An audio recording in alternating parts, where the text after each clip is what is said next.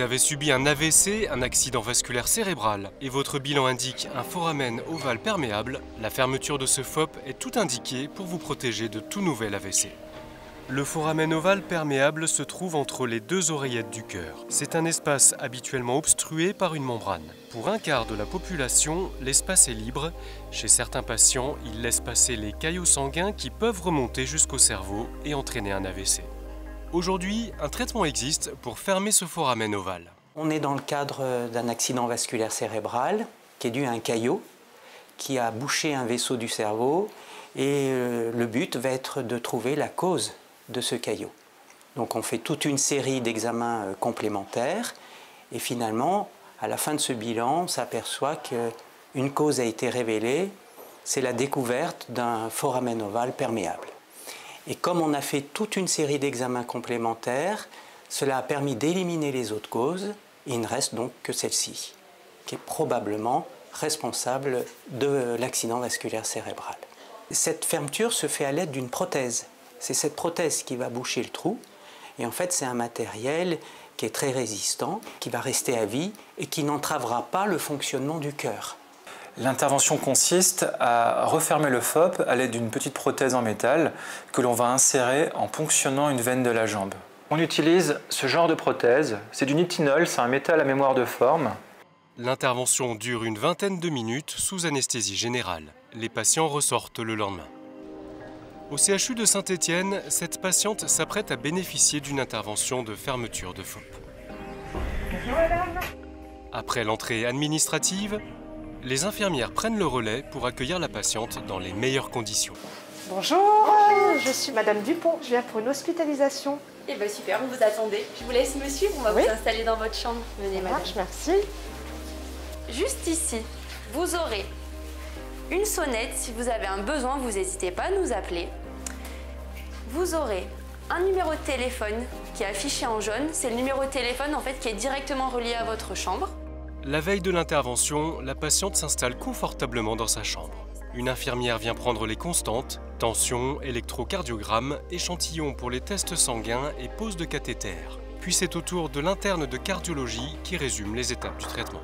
Bonjour madame, vous avez compris pourquoi vous étiez là aujourd'hui? Oui, c'est bon. Ouais, donc vous êtes ici pour fermer ce petit trou que vous avez entre les deux parois du cœur.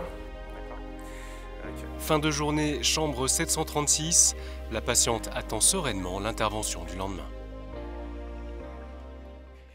Réveil matinal.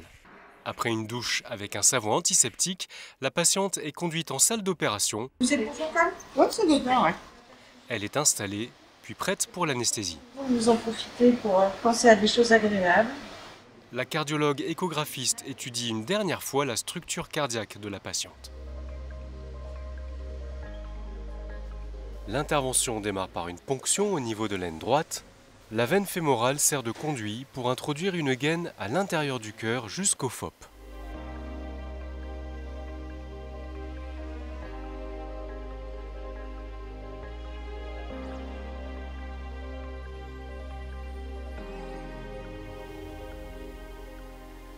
Le dispositif de fermeture doit maintenant être préparé. La prothèse est immergée dans une solution neutre, puis aplatie et insérée dans un cathéter. Le médecin utilise alors la gaine installée dans la veine fémorale pour guider la prothèse jusqu'au FOP. L'opération est délicate, elle demande une précision dans la manipulation du cathéter et l'analyse de l'imagerie radio.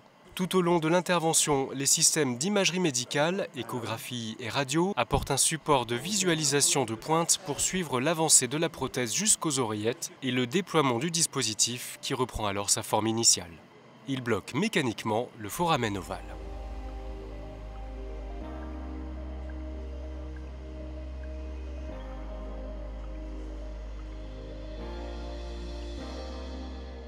C'est le moment attendu. Le médecin libère la prothèse de la gaine, le dispositif est installé.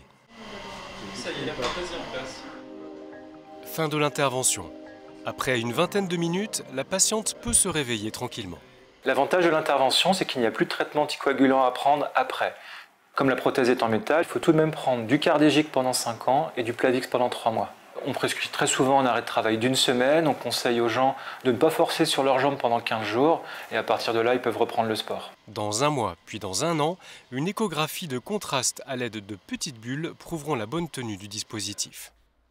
Comme cette patiente, les personnes de moins de 60 ans peuvent subir un accident vasculaire cérébral. L'AVC concerne tous les âges. On sait qu'à peu près 25% des AVC surviennent chez les moins de 60 ans. Et justement, le foramen ovale perméable est quand même une des causes les plus fréquentes de l'AVC du sujet jeune.